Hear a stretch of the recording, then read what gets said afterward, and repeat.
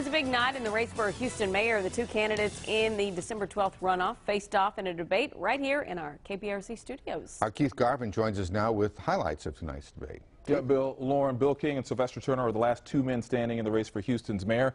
And they earned the right by surviving the general election last month and now have just over a week to make their cases to Houston voters. Welcome back now to the KPRC Channel 2 studios. In one of the final debates in the race for Houston's next mayor, candidates Sylvester Turner and Bill King faced off in front of a live audience here at KPRC Channel 2. Early on, they addressed the issue of negative campaigning, each accusing the other of doing so. The ads that the bill is running about me wanting to raise property taxes, those are coded words for a certain, he knows that's a complete fabrication. If you've seen any of the ads that they're running, they are vicious personal attacks that he and his buddies in the fire department are running against me because I've said I want to change the pension system. Questions ranged from fixing Houston's finances and roads to how best to prepare the city for future flooding. It was one of the last chances the two will have to make their case. The problems we're facing are fundamentally business problems, and they need a businessman to address them.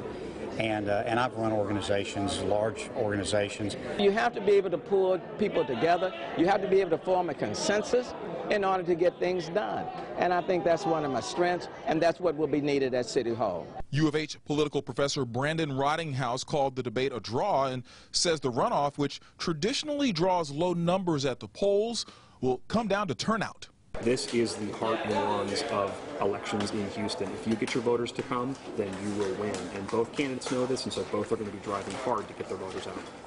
And the candidates face off in one more debate before Election Day. You can watch the entire hour of tonight's debate on our revamped website at click2houston.com. And, of course, we encourage everyone to vote because, as you heard, runoff elections come during a very tough time of the year when people are distracted. So that turnout is going to be key. It absolutely is. Thank you, Keith.